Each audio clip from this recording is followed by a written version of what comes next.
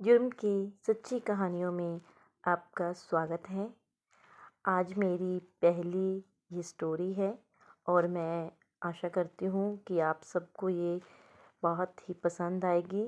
और प्लीज़ मेरे चैनल को सब्सक्राइब कीजिएगा और लाइक कीजिएगा, शेयर कीजिएगा और बेल आइकन के बटन को भी ज़रूर दबाइएगा। चलो कहानी शुरू करते हैं। मैरी स्टफर और मिंग शेन शू की स्टोरी है ये। कि ज़रा सोचिए कि अगर आप स्कूल में हैं और किसी टीचर ने आपको कम मार्क्स दिए हैं तो आप क्या करोगे। ज़्यादा से ज़्यादा आप गुस्सा करोगे, लेकिन एक शख्स ने अपने टीचर से बदला लेने के लिए पूरे 15 साल का इंतज़ार किया है। और ये घटना है मैरी स्टफर नाम की टीचर, जो कि अमेरिका के मिनीसोटा में अपने पति और 2 बच्चों, एक बेटा और एक बेटी के साथ रहा करती थी। ये लोग पूजा पाठ के लिए अक्सर फिलीपींस जाया करते थे। उन्हें फिलीपींस जाना था, लेकिन उन्हें नहीं पता था कि उनकी ज़िंदगी खौफनाक रुख लेने वाली है। क्या होता है कि अगले दिन की सुबह मैरी अपनी 8 साल की बेटी बेथ के साथ सैलून के लिए निकली थी। दोपहर को जब वह बाहर आई और अपनी गाड़ी के पास पहुंची तो एक शख्स ने पीछे से बंदूक तान दी और कहा कि जैसा मैं कहूँ वैसा करो, वरना मैं आपको गोली मार दूंगा।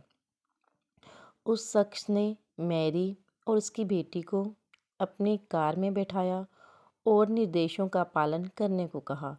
रास्ते में उसने दोनों को एक जगह उतारा और फिर दूसरी कार के पास ले गया। उसने माँ बेटी से उस कार की डिग्गी में बैठने को कहा। जब मैरी ने कहा कि वह इसमें नहीं बैठ पाएगी तो उसने ज़बरदस्ती डिग्गी में ही दोनों को ठूस दिया और मुंह पर टेप लगा दी। रास्ते में खेल रहे 2 छोटे बच्चों ने उसे ऐसा करते हुए देख लिया था। इनमें से एक 6 साल के जेसन विल्कमैन ने उससे आकर पूछा कि वह क्या कर रहा है। तो इसके बाद उसने जेसन को भी डिग्गी में माँ बेटे के साथ डाल दिया। रास्ते में उसने एक जगह गाड़ी रोकी और जेसन को बाहर निकाल कर कहीं पर ले गया और थोड़ी देर के बाद वह लौट कर आया तो माँ बेटी को वह अपने घर ले गया।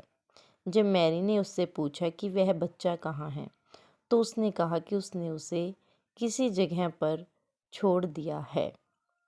इसके बाद उसने माँ बेटी को लोहे की जंजीरों से बांधकर अलमारी में बंद कर दिया, जहाँ वे बस खड़ी रह सकती थी। इन्होंने पूरी रात खड़े खड़े बिता दी थी। इसके बाद वह मैरी को दूसरे रूम में ले गया।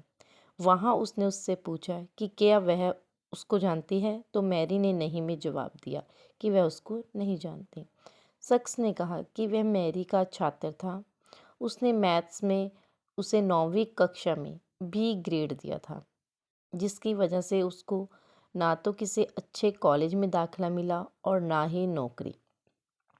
उसको मजबूरी में ताइवान की सेना में ही काम करना पड़ा।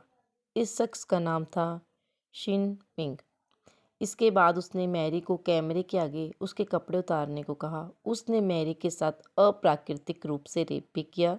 इसके बाद वह हर रोज़ मैरी के साथ रेप करता था। मैरी की हिम्मत हर दिन के साथ टूटती जा रही थी, लेकिन बेटी के कारण वह कुछ भी नहीं कर सकती थी। इसके बाद जब 53वां दिन आया तो मैरी ने देखा कि जंजीर थोड़ी सी ढीली हो गई है।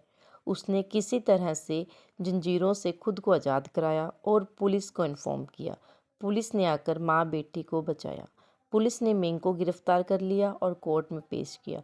वहाँ उसने बताया कि उसने जेसन की हत्या पहले ही कर दी थी।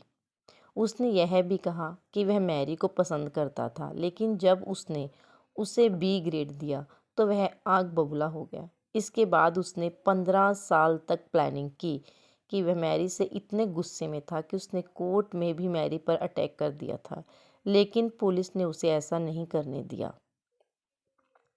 कोर्ट ने उसे 3 वर्ष की गैर जमानती सज़ा दी थी। 3 साल के बाद उसको जमानत मिल सकती थी, लेकिन तब मैरी ने कोर्ट से कहा कि उसको अब भी मिंग से खतरा है, जिसके बाद कोर्ट ने जमानत की अर्जी खारिज कर दी और अभी भी मिंग जेल में कैद है। आशा करती हूँ कि आपको कहानी बहुत पसंद आई होगी। Thank you for watching. Thanks a lot.